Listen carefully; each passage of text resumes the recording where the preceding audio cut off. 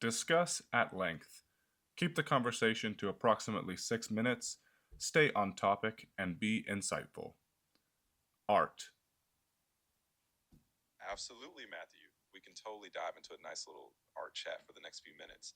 There's a lot of directions we could go, so I'll just kick us off and we can flow from there. So let's start with something pretty universal, the way art kind of mirrors and shapes human culture.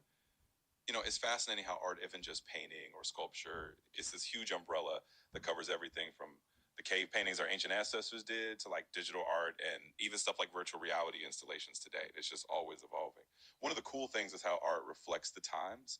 Like if you look at different periods, say the Renaissance versus something like the modernist movement, you get this neat snapshot of what people cared about, what they were thinking, and even the kind of philosophical or social questions that were buzzing around at the time. And of course, we can't ignore how personal art can be. Whether you're making it or just enjoying it, it's a way to express things that sometimes words don't quite capture. You see a painting or you hear a piece of music, and suddenly it's like, oh, that's exactly how I feel, even if you couldn't have said it yourself. So, yeah, let's keep rolling with this. If there's a particular angle or a favorite type of art you want to dive into, just let me know. Absolutely. That's a great kickoff. I mean, art really is like this time capsule and a mirror all at once, right? It both shows us where we came from and kind of reflects what's going on in the present moment. So we can absolutely flow from there. If there's a particular era or even a type of art you really love, like maybe you're into something more contemporary or something super classical, just let me know and we can dive into that. Exactly. It's like you summed it up perfectly. Art is totally that time capsule and that mirror at the same time.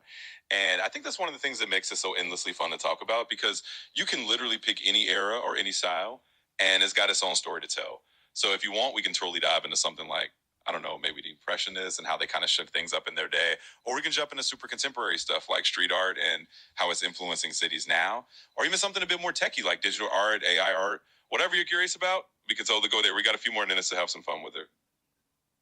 Absolutely. I love that you're open to all these directions. So let's do it. Why don't we just pick one to start? Maybe we can jump into the Impressionists for a second because they really were like the rebels of their day, right? They kind of broke away from the super traditional academic style and just said, hey, we're going to paint light and life as we see it. And then if we want, we can absolutely jump into some modern stuff next, like street art or digital art, and just kind of see how those lines connect. So, yeah, let's have some fun with it. Absolutely, let's do it. The Impressionists are such a fantastic place to start because, yeah, they really were like the rebels and the rule breakers of their time. I mean, when they first started doing their thing in the late 1800s, the mainstream art world was like, wait, what are you guys doing? They were painting these everyday scenes with all these loose brushstrokes and focusing on how light changed and how color shifted in natural light. And at first, people thought it was kind of outrageous. But of course, that's exactly what made them so interesting. They were capturing these fleeting moments and showing life as it really felt in the moment. And once we get that vibe down, we can absolutely fast forward and look at how that kind of free spirited approach connects to something like street art today, where artists are also kind of rebels in the going rate, taking art out into the world and putting it right on the streets for everyone to see. So yeah, let's just have some fun with it and see where the conversation takes us. Absolutely, you nailed it.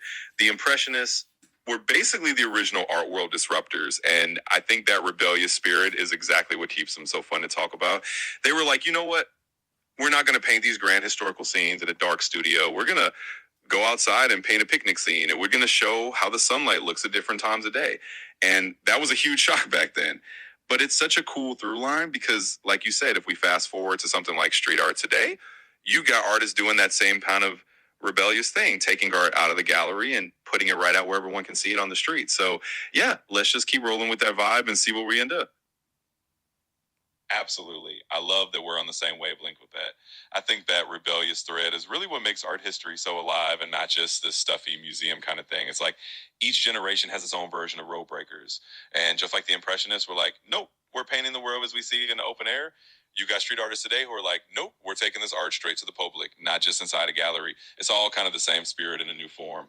So, yeah, let's just keep rolling with that vibe. We've got a couple more minutes to kind of wander through these art connections. And if you want to jump to something like how digital art or AI art is kind of that next wave of disruption, we can totally do that. Let's just enjoy the ride and hear where we end up. Absolutely. I'm having a blast with this. It's really fun to just kind of trace that same rebellious spirit through the generations. And like you said, each wave has its own version of the people who are kind of flipping the table a little bit. and doing something new. So yeah, if we want to take it right into the digital age and talk a bit about how things like AI art or digital installations are kind of pushing those boundaries now, we can totally do that.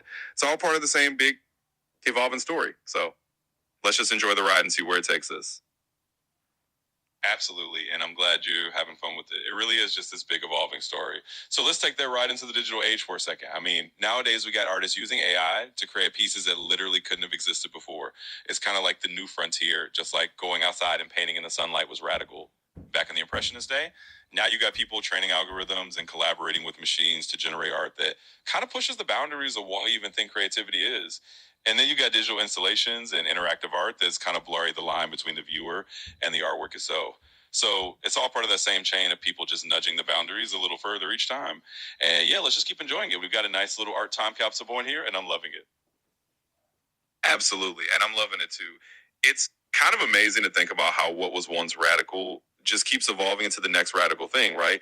And now you've got these AI driven pieces that, like you said, just couldn't have existed before. It's like we're collaborating with technology now in a way that's a whole new frontier of creativity. And yeah, those interactive installations that blur the line between the viewer and the art piece, it's all just part of that same chain of pushing boundaries. So yeah, let's keep enjoying it. We've got ourselves a nice little art time capsule conversation going, and I'm totally here for it. Absolutely. It's really cool to just trace that whole journey and see how each generation's radical just kind of becomes the next generation's classic. And here we are in the digital age with artists teaming up with algorithms and making things that just blow our minds in totally new ways. So yeah, I'm totally here for it too. It's been a lot of fun just weaving through these different eras with you. Absolutely. I think that's one of the most fun parts of looking at art this way, just realizing that today's big wild experiment is tomorrow's beloved classic. And it's just been a blast to kind of hop through those eras with you. So thanks for the chat. Absolutely. It's been a blast for me too. And I love that perspective. Today's wild experiment is tomorrow's beloved classic. It really puts everything in a fun light. So thanks for hopping through these eras and ideas with me. I had a great time chatting. And if you ever want to dive into more art or anything else, just let me know. You're so welcome. I'm really glad you enjoyed it too. It was just a fun little journey, and I'm always here if you want to dive into more art, more eras, or honestly anything else that strikes your curiosity. So just let me know anytime. Absolutely, Matthew. It's been a real pleasure. I'm always here for these fun little journeys through art or anything else you're curious about. So just give me a shout anytime you want to dive into something new. Thanks for the great conversation. You're very welcome. It's been a pleasure on my side as well. And absolutely, anytime you want to chat again, whether it's about art, something totally different, or just another fun topic, just give me a shout. Thanks for the great conversation and take care. You too. Thanks again for the awesome chat and definitely take care.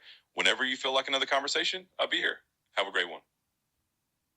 You too. Thanks for the great chat and have an awesome day. Whenever you're up for another conversation, I'll be right here. Take care.